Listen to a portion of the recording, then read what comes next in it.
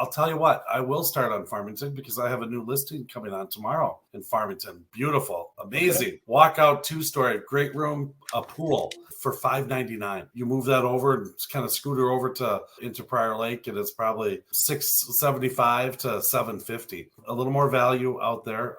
Andy, I know your builder has built a lot of houses in Farmington. So there's a lot of land that was available just a little further out. But the other thing is that Farmington was always kind of kick them a little if you were in sports. And now all of a sudden they've flipped. It's a great sports town too for their high school. They're winning in a lot of things now. Super cool high school.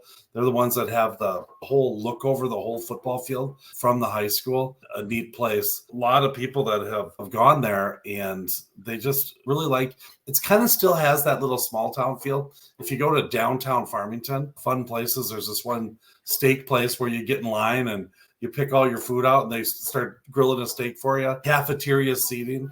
I can't remember what it's called, but you get a big slab of meat for I think it's called the Farmington Steakhouse, right on Main Drag. Yeah, right on that's it. Yes. Yeah, the Farmington Steakhouse. The bourbon butcher there, not to help you out, but that's a fantastic restaurant too. The whole bourbon thing is kind of the whiskey infernos and nice. They've kind of implemented some of that stuff that started to come in, but the old downtown is tons of parks, lots of trails. It's a tad pushed out just a little further, more farmland geography. Unless you get kind of down by the river, then obviously it's trees and hills, but it's a good spot. You can get a lot of house for your money out in Farmington as well. I turned to hit Friendly Fridley is actually when I was a kid growing up, I was on the other side of the river. So we were over in the Brooklyn Park, kind of Brooklyn Center. So you go across the river, right on that, was that 694 or whatever it is. Made a couple notes. It nestles along the river and it's been there. And most of the building in Fridley, what was kind of cool is that it was built between like the 50s and the 70s, kind of in that window. There's not a lot of new construction. There's redevelopment happening where some of these areas where they'll buy, 10 houses and they'll build a nice, on the light rail that goes through there, they'll build like a nice condo or whatever else along the tracks. Anybody that's driven by, you have the Teppanyaki buffet, which is the largest buffet in Minnesota. Didn't know if you knew that, Chris. There's also, when you're in there, let's say you have a really good time at the buffet and you need bigger pants, go right next door to Duluth Trading Company, which is where I always have deals at the Fridley store. I don't know why. They always have like buy one, get one half off. Good deal. Yeah. And then more importantly, when you want the best lunch in the Twin Cities, you stop at Zantigo. There's not many of them left. There's a Zantigo in Fridley right across from. You can look right out the Duluth Trading window and it's right there. And you go in there and you get a couple of their hot Cholitos.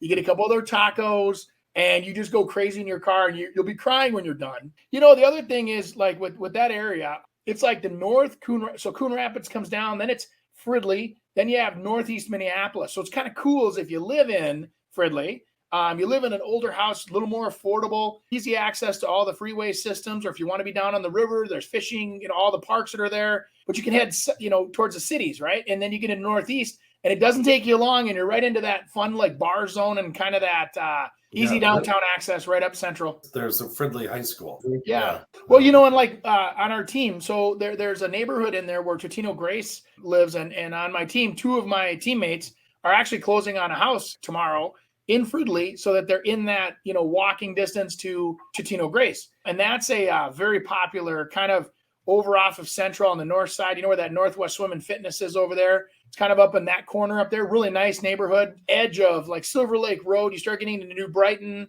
into, that area over there. It's really nice. And so that side of Fridley is a little fancier, a little pricier, but, you're in an area that supports it. So it's Fridley.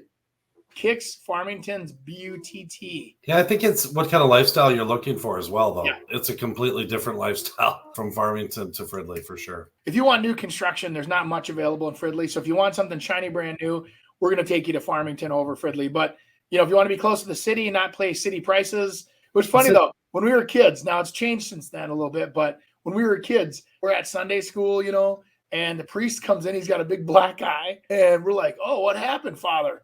And he goes, I was over at a restaurant a little too late last night over in Fridley and I got mugged. Oh, really? I go, I thought that only happened in New York City. And, and it was like crazy. And he got a big black, got smacked and they took his wallet.